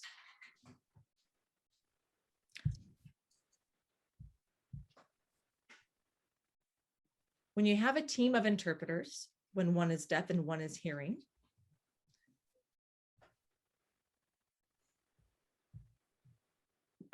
what is your view on how the information is transmitted? in terms of quality. So how do we maintain quality when the message is being passed through more people? Sandra, would you like to go first? No, please, all yours. Okay, fine. So just thinking about the question, how we make sure that the quality remains, or that the quality of the interpretation remains high when it's being passed from one interpreter to another. And obviously it depends on the interpreter, their knowledge and their understanding of the subject that they're working within. And so I think it's best that when an interpretation is being delivered, it's being delivered into their L1. That can help preserve the process. But it does depend on the cognitive skills of the interpreter, whether they've got good memory skills and they're able to process fast enough and make sure that the message is retained as is without too much information being lost. And, you know, I think that the deaf people can choose themselves whether or not they would like to have a deaf interpreter or a hearing interpreter. I don't think that's something we should impose. And I do think that choice should be afforded. Yes, and I would agree. So in terms of the maintaining the integrity of the message when it's being passed between relay interpreters, I think the relationship that they have built over time is really important. And when you do have a strong relationship between the two, and you've worked together for many years, you sort of become one interpreter and function that way. But if you don't have frequent experience with a colleague in that way, you can see a clear difference in the quality of the output between those two different situations. And yeah, it shouldn't matter if the interpreter is deaf or hearing. People have their preferred interpreters. What's important at the end of the day is that the quality is good and that the deaf person, the deaf consumer, is happy with the services that is being provided to them. If I can just add, so let's say, for example, we're at an event where the presenter was German, it was being presented into international sign. That would have to go through a relay interpreter, wouldn't it? So if in order for a German presenter, it would have to go via an English-German interpreter who then pass it on to the international sign interpreter. So it's that same concept. I don't see it being any different when a deaf interpreter is involved. That we see this all the time at UN level where multiple interpreters are involved in the chain. Thank you. And I'll ask you to stay because the next question is also being posed to you.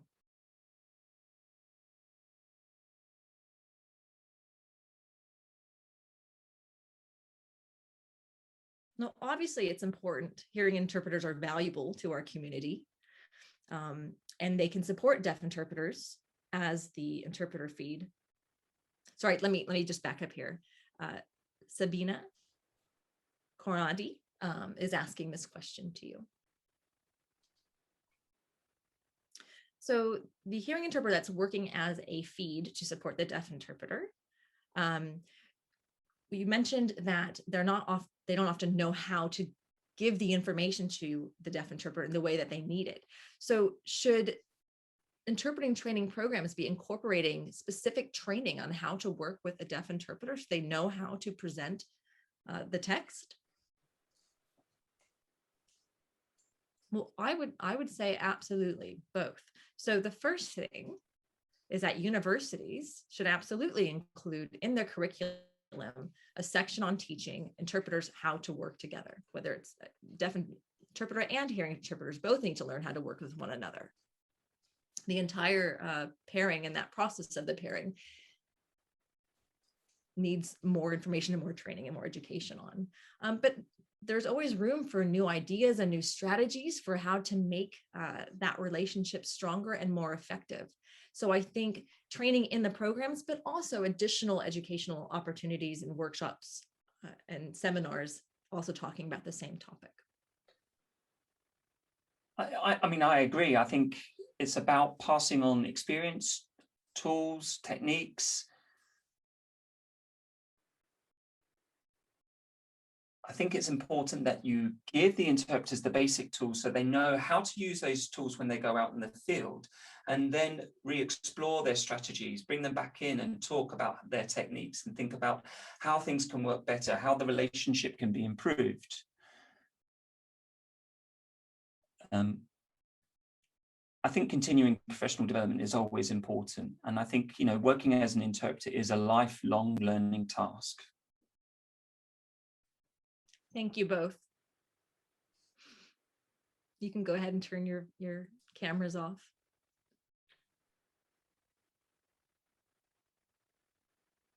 So I have a question. So there's a lot of talk about international sign interpretation. But let's also talk about national sign languages, right? Because we want to see them be elevated in their specific environments, but we're paying so much attention to international sign. Are we now ignoring the importance and relevance of national sign recognition and usage of national sign languages? How do we respect national sign languages while also championing international sign? So Marco, I'd love to hear what you think about this. I'd love to have EUD's perspective. And Kathy, we'd like the EU perspective on this as well.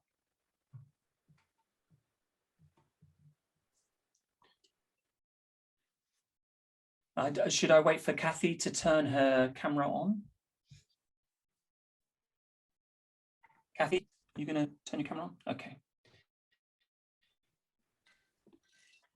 So we also need the interpreter on screen as well. Lovely. Marco. Thank you, Christian.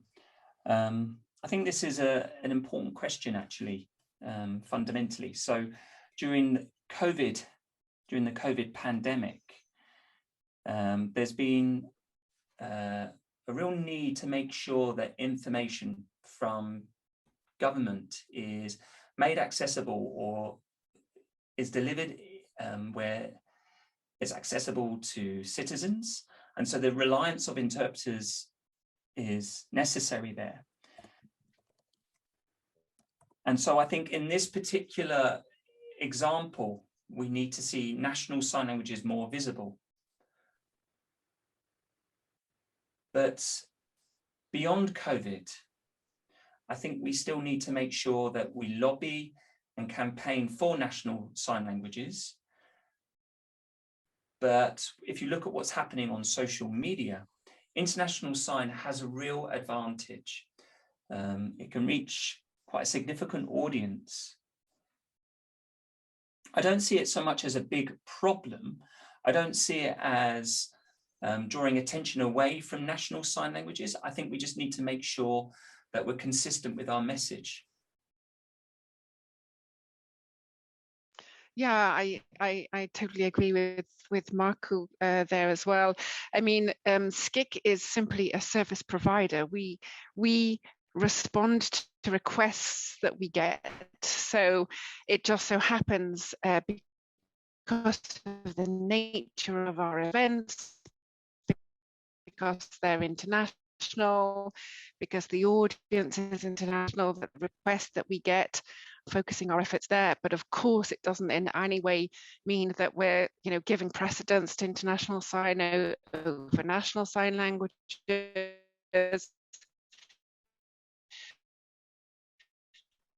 We know how important those are, of course. What we are trying to do, which I mentioned for a while, is the huge database of speeches that we have. We have really added 50 or more speeches in international sign, but we're absolutely intending to put in speeches in national sign languages as well. We'll probably start with English and French. Very, very aware, just because of the international nature of our events. That's why we're focusing more on international sign.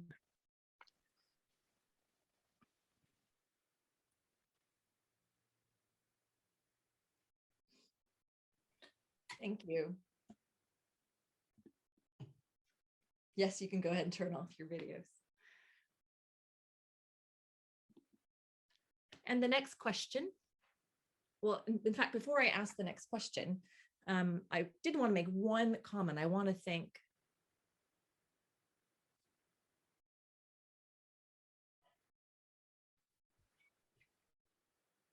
one person about talking about interpreting training and emphasizing the quality. We know that a year ago, something was ratified. And so last July, we began teaching deaf interpreters, and I'm really happy to see that that has happened. And that's Dr. Tabrozai Gergely. So yeah, so now we can go back to the questions. There was a bit of a conversation about research in international sign interpretation and translation. And we talked about the differences of international sign in different parts of the world and how it's not quite the same everywhere you go. And so how do we approach researching IS when it's not just one thing, when it's not the same in all the various locations? So I'd like to ask Professor Napier and Ronise Quadros to answer that question, please. Ronise, would you like to go first?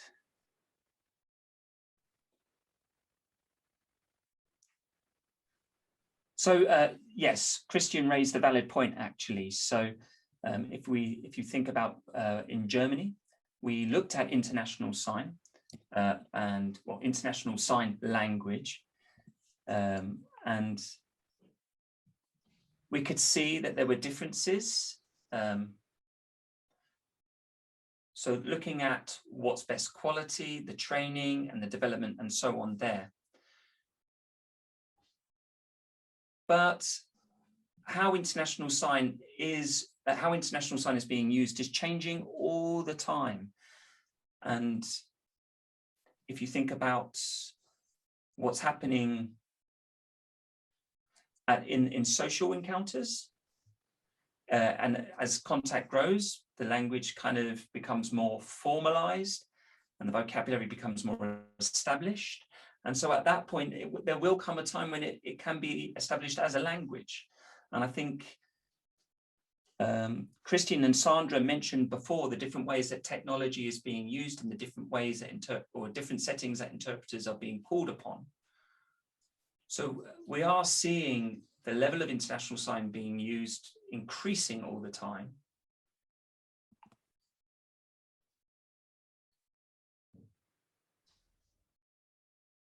And this is happening all over the world. I mean, yes, there are variations, there are differences, but there's a lot of commonality. There's a lot of common vocabulary that's in use. So, but this is an opportunity here for research to look at this.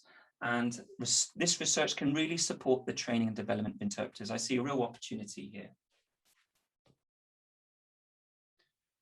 Jemina, I agree. I just want to add that I agree with what Ronise has just said. So international sign, that's not really my area of research. My area of research is more on interpreting and the process of interpreting. I understand that Christian and Ronise, that's their area of research, looking at the linguistics and international sign. There's a project, Mobile Deaf, that's happening at the moment at Heriot-Watt University, led by Annelies Koesters. And again, Marku mentioned this before, ethnographic research. And this is a key part of the Mobile Deaf approach. It's not randomly bringing two deaf people together to look at how they use international sign.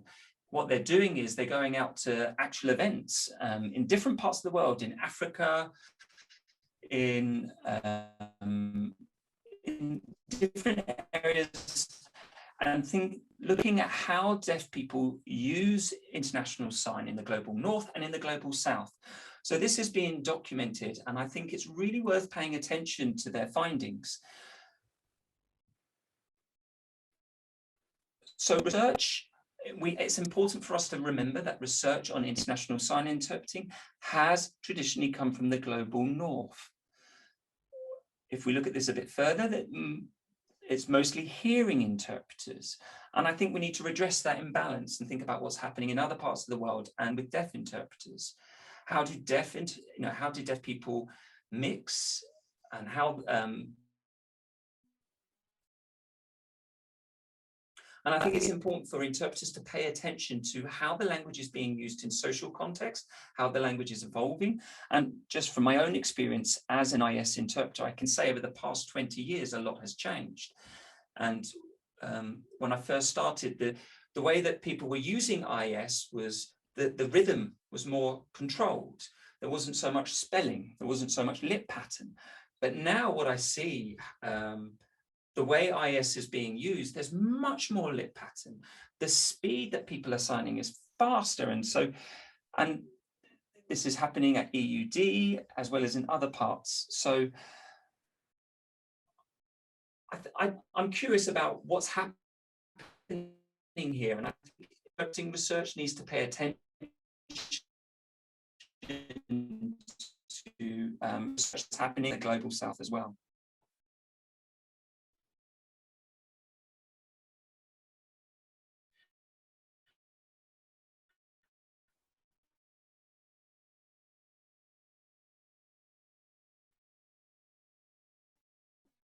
So there's a lot more meetings and social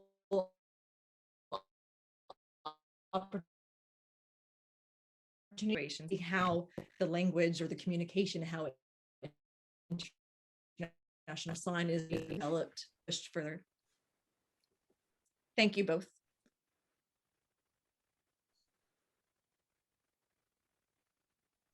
So the next question is again for Sophia from EUD and Marku as well.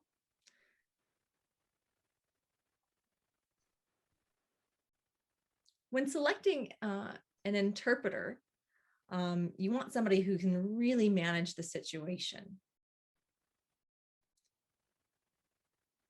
So how do you know when you're picking an interpreter?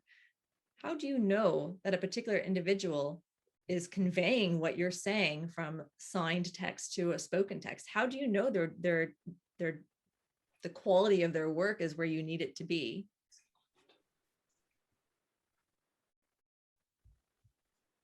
I'd love to hear from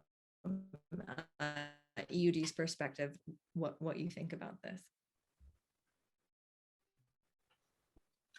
Thank you, Christian. That's actually a very big question, and I need a moment to think about how I'm going to answer that. So what's my secret? I think with time, the more you get to know an interpreter, the more you sense and detect that this interpreter is right for you. But you also need to keep your mind open. It's important that you meet and learn to work with a variety of interpreters, but it's difficult to really answer that question. How do you choose? I think with high-level meetings, if I need to put a question or a comment at a high-level meeting,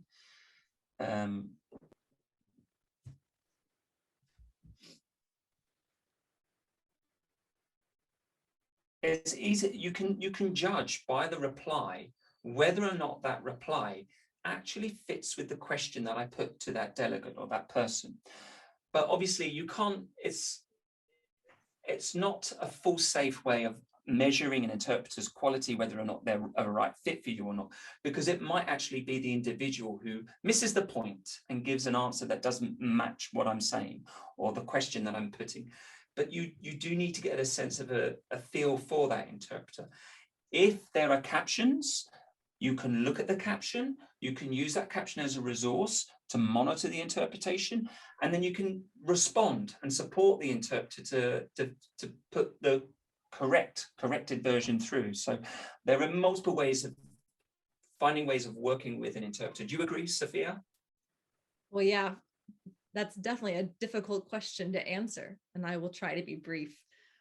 My experience in working at EUD has been to attend various institutional meetings. And these are very high level meetings. So for these things, we need interpreters who have the lexicon, they have the appropriate vocabulary, they understand the environment, and they can represent appropriately. And when it goes well, you ask the same person to come again and again, and you develop a rapport. So EUD does have a good relationship with a pool of interpreters who they use quite frequently.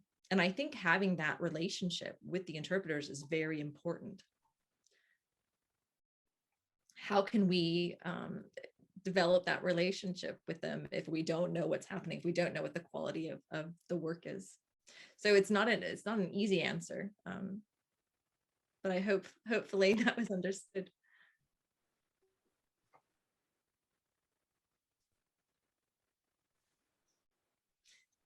So there are many more questions, but because of our limit of time today, I'm going to pick one more question, and I'd like to direct it to Maya. I believe Maya is the expert on this topic. So we have the ISO.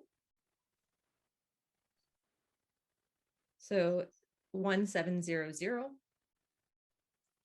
which focuses on interpreting.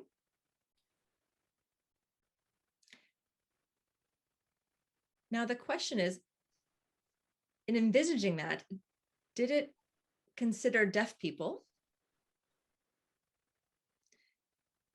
Is there any verbiage in there about international sign and about visual information? Is there anything in there that pertains to that? I'm wondering, Maya, if you don't mind telling us a bit more about how ISO addresses the issue of quality of interpreting.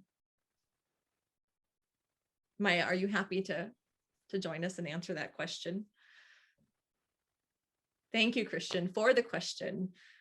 And what a relevant question it is. So I represent IEC, the Sign Language Network.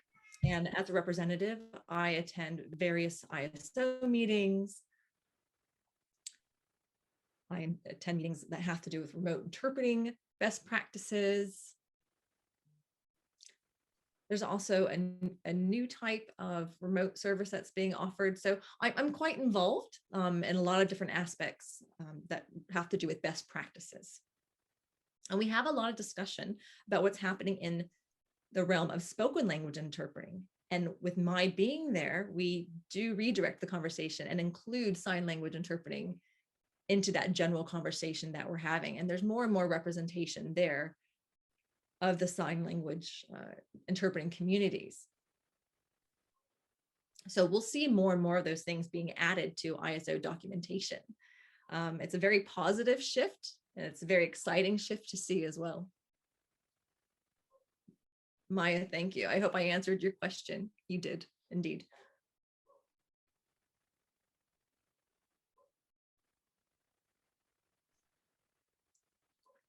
So I'm going to ask the final question to Rodrigo and Katia. I'd like to understand your perspective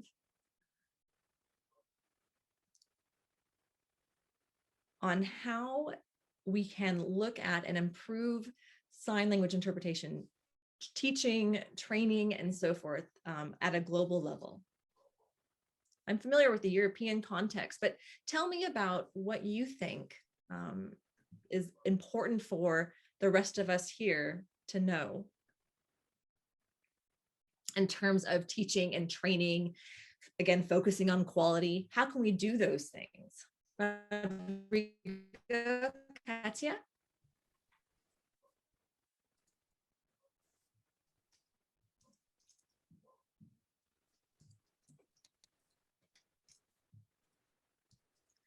Thank you for the question.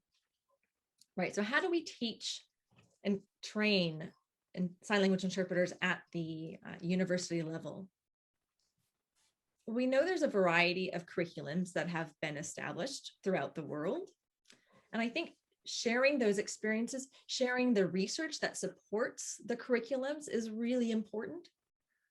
And including various stakeholders as well in developing these programs. is going to be very important. So there's a vast network. I don't know that it's as established as it needs to be, but I think that there's an intuitive knowledge that that's definitely the direction that we're heading in. But I think we can definitely have global conversations. For example, WASLI is one format that we can have discussions about that when we talk about the internet and technology. It's much, it's much more easy to facilitate those conversations today as it has been in the past.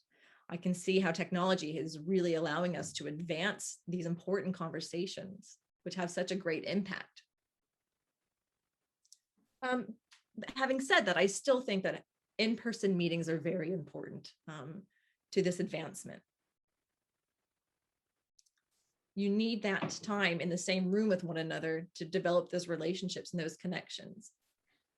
Katya, what do you think? Just to add, really, I think we need to look at the different contexts.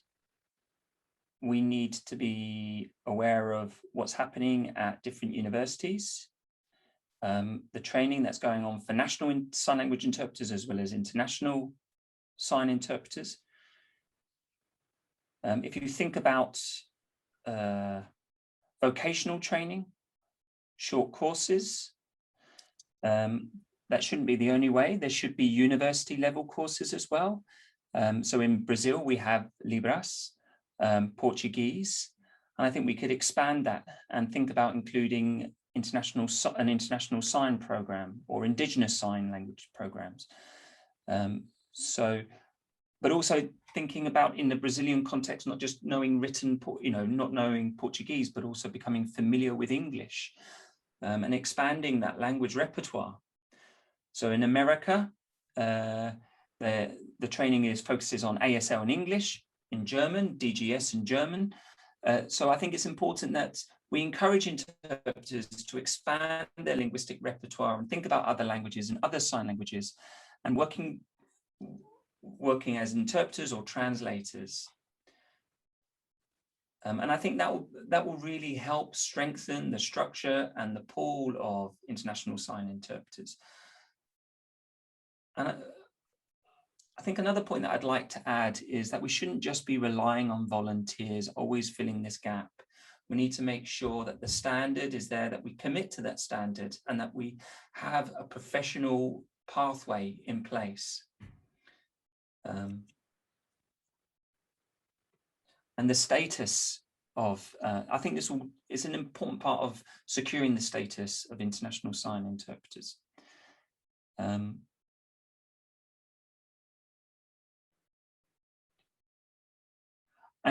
as you said before, technology can be a useful tool to help bring us together and have those forums and have those discussions. If I could just add one more thing.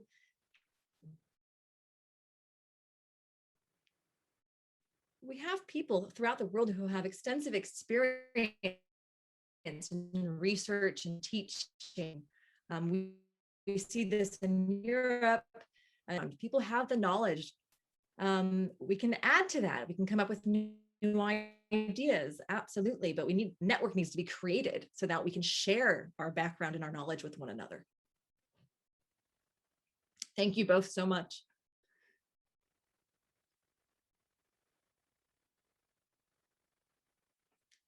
So we're a little beyond our allotted time. So I will help us to wrap this up. So we are looking at international sign, looking at interpretation from various different perspectives today. What a wonderful opportunity for us to come together and learn from one another. And I have learned so much. And today is not the end of this conversation. There's much more to come.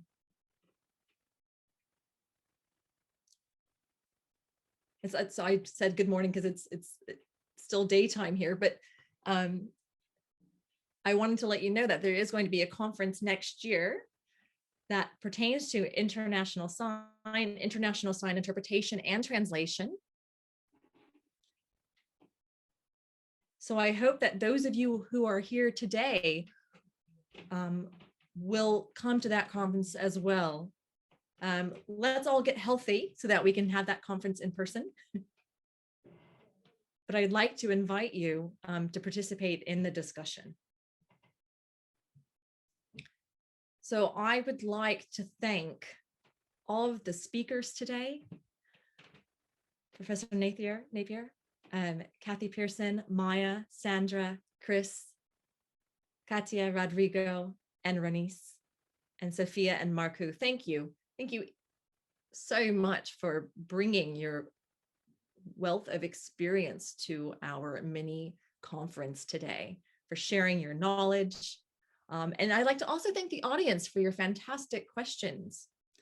And I'd also like to thank the interpreters here today, Rob Skinner, Dr. Robert Skinner, and Helsa Bornstein. And I'd also like to thank Overseas Interpreting. We have a very good working relationship. They also assisted and provided us translations for the videos and subtitles as well. I also would like to thank our captionists today. Our subtitles have been spot on. Thank you for that. And before I officially close this meeting, I'd like to allow Professor Willick the word. But yes, thank you all for being here today.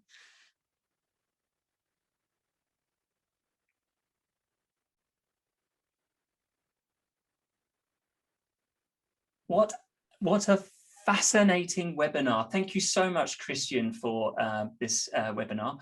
So what I would like to do is just let you know that our next session is on a very important topic. It's an issue that many deaf people are concerned about in the community, and it's dementia. The presenter is Lisa Stockleben, who's based in Stockholm at the University of Stockholm. So hopefully I'll see all of you at our next session on the 30th of June. Thank you so much. Yes, that's fantastic. So have a good day, a good morning, a good evening, wherever you are in the world. Thank you so much, everyone. Goodbye.